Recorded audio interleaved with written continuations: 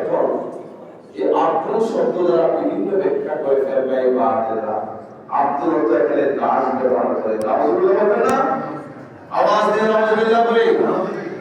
এখানে আব্দিহি দ্বারা আল্লাহ Jalaluddin Suyuti রাহমাতুল্লাহ আলাইহি ব্যাখ্যা করে আই মুহাম্মদ সাল্লাল্লাহু আলাইহি ওয়াসাল্লাম, আল্লাহ রাব্বুল আলামিন তার প্রিয় হাবিব হযরত মুহাম্মদ সাল্লাল্লাহু আলাইহি ওয়াসাল্লামকে ভ্রমণ করিয়েছেন লাইলাম মিনাল মসজিদিল হারাম, লাইলাম সামান্য রাত্রের কিছু অংশ। লাইলাম মিনটা হলো মিনে বাদ, এই মিন অর্থ হলো এখানে কিছু, মিনের বিভিন্ন অর্থ। এখানে এই লাইলাম মিনের অর্থ হলো কিছু সময়ের মধ্যে, মানে অল্প সময়ের মধ্যে আল্লাহ রাব্বুল আলামিন তার প্রিয় হাবিবকে ভ্রমণ করিয়েছেন মিনাল মসজিদিল হারামি ইলাল মসজিদিল আকসা, মসজিদুল হারাম থেকে মসজিদুল আকসা পর্যন্ত তার প্রিয় হাবিব হযরত মুহাম্মদ সাল্লাল্লাহু আলাইহি ওয়াসাল্লামকে আল্লাহ রাব্বুল আলামিন ভ্রমণ করিয়েছেন। সুবহানাল্লাহ বলবেন না? আওয়াজ দিয়ে সুবহানাল্লাহ বলবেন না? এই হাজার হাজার কিলোমিটার দূর বাইতুল্লাহ থেকে বাইতুল মুকাদ্দাস, এত দূরের রাস্তা,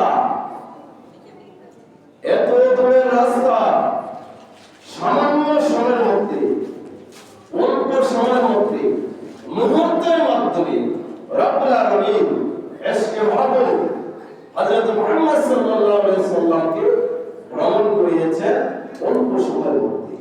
এবার আল্লাহ ফরমান, আমার হাবিবকে যে আমি ভ্রমণ করিয়েছি পরিপূর্ণ শতবার নিরাপত্তার ব্যবস্থা আমি আল্লাহ করে দিয়েছি। সুবহানাল্লাহ, পরিপূর্ণ নিরাপত্তার ব্যবস্থা আমি আল্লাহ করে দিয়েছি।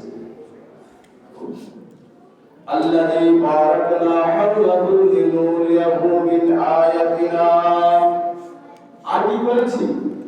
হাজার হাজার লাখ লাখ ফেরেশতা দ্বারা আমার হাবিবের চতুর্দিক দিয়ে নিরাপত্তার ব্যবস্থা করে জুলুস করে বাইতুল্লাহ থেকে এই হাতিম থেকে আমি বাইতুল মুকাদ্দাস পর্যন্ত আমার বন্ধু, আমার প্রিয় হাবিব দু জাহানের বাদশাহ নবী সরকার আলম নূরুল মুজাসসাম সাল্লাল্লাহু আলাইহি ওয়াসাল্লামকে আল্লাহ রাব্বুল আলামিন ভ্রমণ করিয়েছেন। সুবহানাল্লাহ। তাহলে এই মেরাজের এই ঘটনাটা পবিত্র কোরআন দ্বারা প্রমাণিত। কি দ্বারা প্রমাণিত? কথা বলেন কি দ্বারা? তিনটা ভাগে ভাগ করা হয়েছে মেরাজ শরীফকে। একটা হলো বাইতুল্লাহ শরীফ থেকে বাইতুল মুকাদ্দাস পর্যন্ত, এটাকে বলা হয় ইসরা। এটাকে কি বলা হয়? ইসরা, প্রথমবার, যেটা দালিলুল কাতঈ কোরআন দ্বারা প্রমাণিত। এটাকে যদি কেউ অস্বীকার করে কাফের, কোরআন আয়াত অস্বীকার করলে কি হয়ে যাবে? সাধারণত কাফের, তাতে কোনো সম্ভাবনা নাই। তারপরে দুই নম্বর হলো বাইতুল মুকাদ্দাস থেকে সিদরাতুল মুনতাহা পর্যন্ত, বাইতুল মুকাদ্দাস থেকে সিদরাতুল মুনতাহা পর্যন্ত। এটা মাশহুর এবং খবরে আহাদ হাদিস দ্বারা প্রমাণিত। সেটাকে যদি কেউ অস্বীকার করে তাহলে সে হবে মুবতাদি, গুমরাহী, পথভ্রষ্ট। ওরা থেকে বাইতুল মুকাদ্দাস থেকে সিদরাতুল মুনতাহা, যেটাকে বলা হয় আরবিতে, যেটাকে আরবিতে বলা হয় মিরাজ, যেটাকে আরবিতে কি বলা হয়? মিরাজ বা উরুস।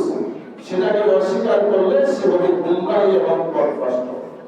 তিন নম্বরে সিদরাতুল মুনতাহা থেকে লামাকান জগৎ পর্যন্ত, লামাকান পর্যন্ত, সেটাকে বলা হয় ইরাজ। সেটাকে কি বলা হয়? ইরাজ। সেটাও খবরে ওয়াহায় হাদিস দ্বারা প্রমাণিত। এটাকে যদি কেউ অস্বীকার করে হাদিস, এটাকে যদি কেউ অস্বীকার করে তাকে বলা হবে ফাসিক। তাকে কি বলা হবে? ফাসিক। তাহলে এই তিনটা ঘটনাকে একত্রে বলা হয় মিরাজুন নবী সাল্লাল্লাহু তাআলা আলাইহি ওয়াসাল্লাম। সুবহানাল্লাহ। ইসরা, মিরাজ, ইরাজ, এই তিনটাকে একত্রে বলা হয় পবিত্র মিরাজুন নবী সাল্লাল্লাহু তাআলা আলাইহি ওয়াসাল্লাম। আল্লাহ যেন আমাদের সকলকে কবুল করে সবাইকে একবার আমিন।